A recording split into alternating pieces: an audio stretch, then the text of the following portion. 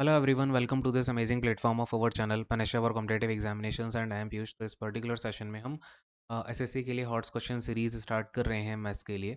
एक बार फटाफट से इसमें आते हैं। देखो ये बेसिकली इस सीरीज़ में क्या होगा आपका जो 2025 में कुछ अच्छे क्वेश्चंस पूछे गए हैं आपके एसएससी के एग्जाम में, उनको लेकर के जो भी इंपॉर्टेंट कॉन्सेप्ट्स हैं या जो इंपॉर्टेंट क्वेश्चंस हैं, जो हायर और थिंकिंग स्किल वाले क्वेश्चन हैं, उनको हम डिस्कस कर रहे होंगे सीरीज़ में।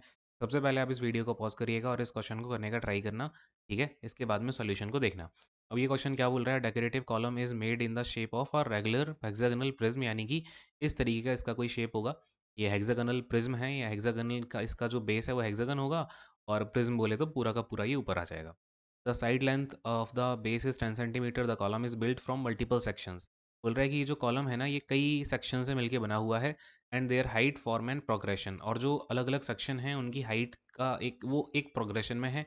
जैसे कि पहला वाला जो सेक्शन है वो 5 सेंटीमीटर का है, उसके ऊपर दूसरा वाला इन्होंने एक प्रिज्म रखा हुआ है जिसकी हाइट जो है वो इससे 2 सेंटीमीटर ज़्यादा है।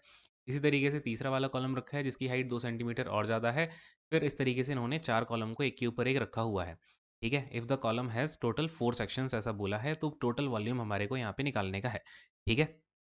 तो लेट्स से यहाँ पे हमने ये चार कॉलम इस तरीके से बनाए हुए हैं प्रिज्म के। ये वाला जो है आपका सबसे छोटी हाइट है इसकी, तो मान लेते हैं इनिशियली इसकी हाइट 5 सेंटीमीटर थी, फिर अगले वाले की इससे 2 सेंटीमीटर ज़्यादा है, यानी कि इतने वाले की 7 है, ये 5 का है, ये 9 का हो जाएगा और ये 11 का हो जाएगा। तो इस तरीके से ये जो हमारा एक ओवरऑल आपका प्रिज्म बन रहा है, इसकी टोटल हाइट कितनी हो जाएगी, 9 + 11 + 7 + 5 आपका कितना होता है, 32 सेंटीमीटर, है ना। अब हाइट पता चल गई। क्या निकालने को बोला इसने हमारे को, वॉल्यूम पूछ रहा था इसने, है ना। वॉल्यूम पूछा हुआ है इस क्वेश्चन में। तो वॉल्यूम के लिए हमें क्या चाहिए, बेस इंटू, यानी कि जो हमारा बेस का एरिया होगा उसका मल्टीप्लाई किससे कराना है, हाइट से, है ना। तो हाइट हमारे पास में आ गई है, अब हमें एरिया ऑफ बेस निकालना है। एरिया ऑफ बेस यहाँ पे क्या है, हेक्सागन है। तो हेक्सागन का जो एरिया होता है वो क्या होता है,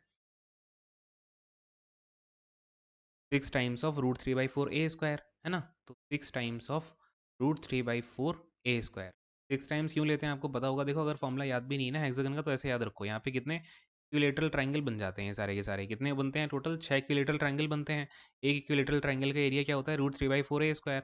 और ए यहाँ पे क्या होगी, इसकी साइड की जो है लेंथ होगी। यहाँ पे देखो 10 सेंटीमीटर ही सब साइड की लेंथ है। तो ये क्या आ जाएगा आपका, 6 × √3/4 × a² की जगह 100 आ जाएगा। और यहाँ पे हम क्योंकि वॉल्यूम निकाल रहे हैं तो आपका हाइट कितनी आ गई थी, 32 आ गई थी। तो 4 8 यहाँ पे 32 हो गया और आपका ये आंसर क्या आ जाएगा, 4800√3, है ना।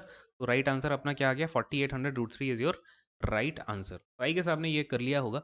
ये छोटी छोटी चीज़ें हैं, आपको ऐसे मतलब एग्जाम में ऐसा देखोगे कि बड़ा सा क्वेश्चन आ गया तो उसमें कंफ्यूज नहीं होना, है ना। मतलब क्वेश्चन ये इजी ही है, बस थोड़ा सा लैंग्वेज में आपको ये चीज़